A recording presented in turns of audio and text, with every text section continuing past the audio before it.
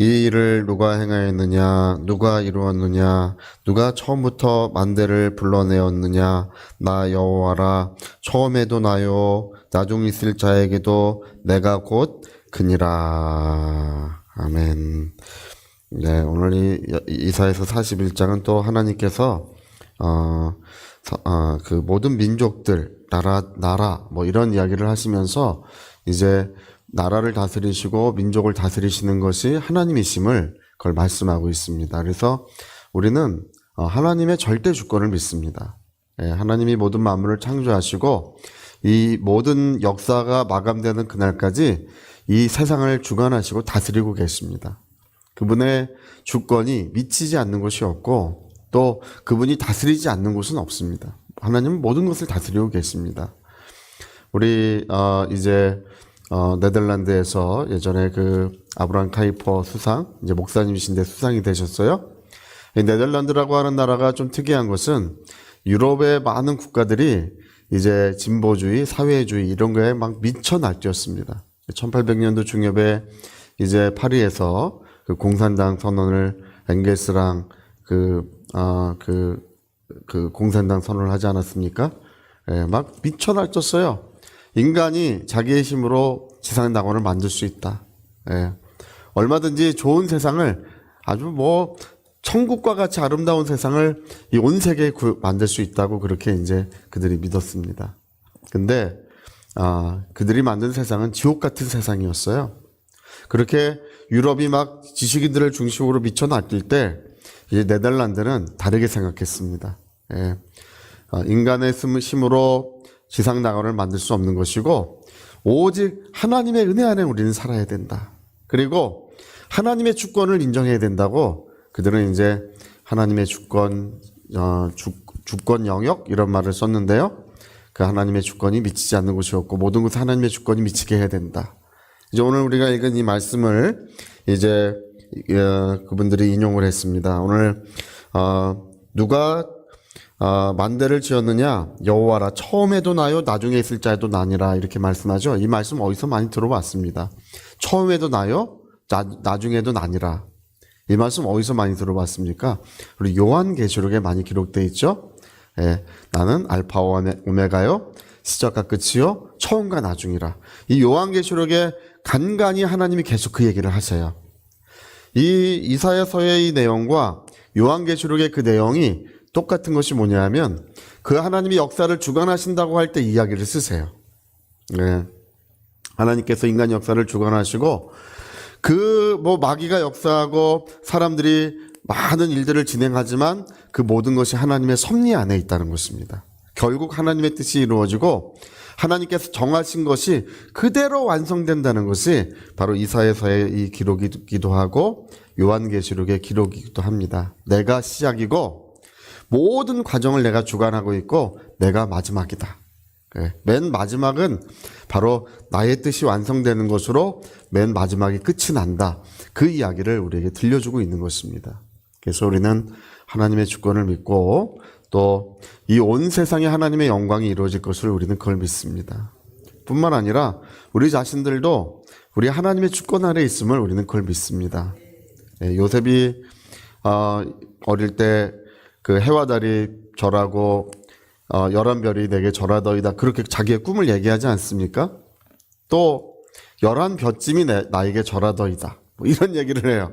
그러니까 막 형제들도 시기하고 아버지도 야단을 칩니다. 야, 네가 뭔데 그 해와 달이 너에게 절을 하겠느냐. 그래서 야단을 칩니다.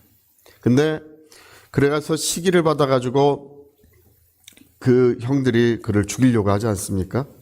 팔려갑니다. 아라비아 상인이 마침 지나가는 바람에 죽이면 뭐하냐, 이렇게 팔자. 그래서 이제 그 팔려가는 이야기, 뭐 그런 이야기가 이집트로 팔려가는 이야기, 뭐 그런 이야기가 이제 기록이 됩니다. 얼마나 혹독하고 얼마나 어려운 인생을 살았는지 뭐 말로 다 할 수 없죠. 나중에 정치범 수용소까지 갇혀가지고 고생을 하는데 이제 애굽의 전국 총리가 되고 그리고 72명의 그 야곱의 식구가 72명이었어요. 72명의 며느리 제외하고 72명의 야곱의 집이 이제 이집트로 이주해 오는 이야기. 그래서 결국은 요셉의 꾼 꿈이 이루어집니다. 그래서 팔려가고 고생하고 눈물 흘리고 시험을 받고 뭐 그런 모든 우여곡절들이 많이 일어나는데 하나님은 미리 그걸 다 하셨다는 것입니다. 그리고 하나님께서 마침내 하나님의 뜻이 이루어지게 하시고 하나님의 은혜가 이루어지게 하세요. 그래서 우리가 창세기 중에 가장 많이 눈물을 흘리는 장면이 그 장면 아니겠습니까? 네, 형들은 나를 그렇게 팔았지만 하나님은 이것을 통하여 구원의 뜻을 이루셨습니다.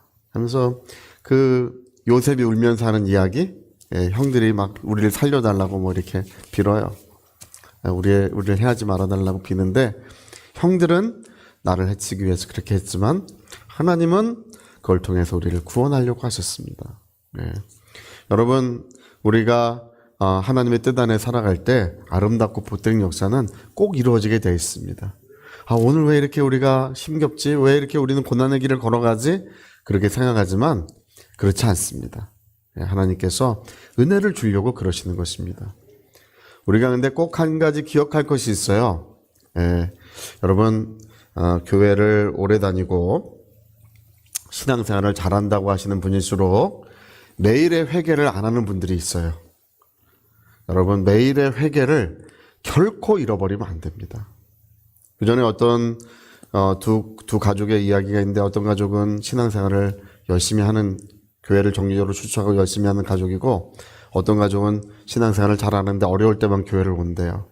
어려울 때 교회에 오는 가족은 이상하게 하나님께서 늘 사랑과 능력을 베풀어 주시는데 교회를 정기적으로 잘 출석하는 가족은 하나님의 사랑과 능력을 경험하지를 못한대요.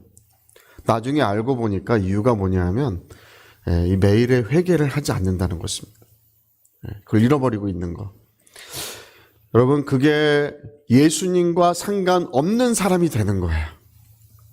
내가 신앙생활을 잘하는 것 같고 하나님을 잘 섬기는 것 같고 열심히 하는 것 같지만 그러나 매일의 죄를 깨끗하게 정결하게 하지 않으면 예수님과 상관없는 사람이 되고 맙니다.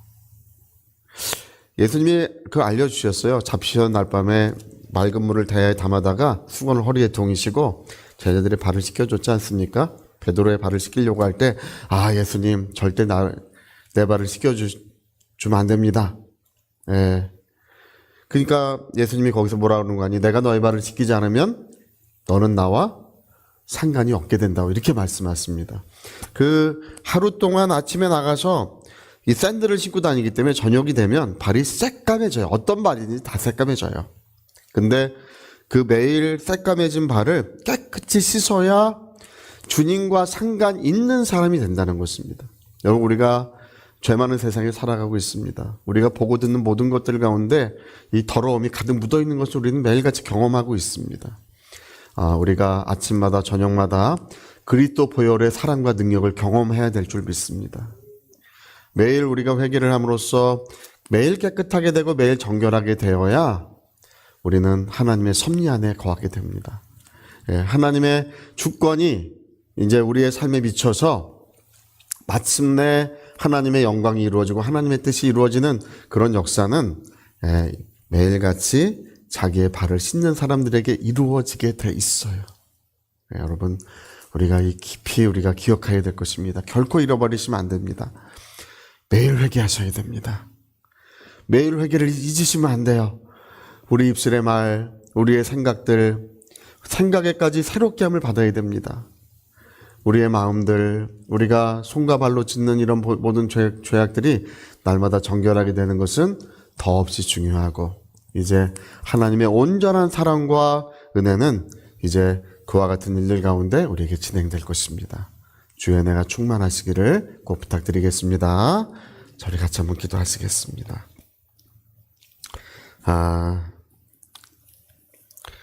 처음에도 나요, 나중에도 나니라. 하나님께서 모든 것을 주관하고 계신다는 것을 이렇게 표현하고 계십니다. 하나님, 주님은 나의 알파와 오메가이십니다. 우리 자손들의 알파와 오메가이십니다. 주관해 주시고 인도해 주시옵소서. 우리 위하여 통성으로 기도하시겠습니다.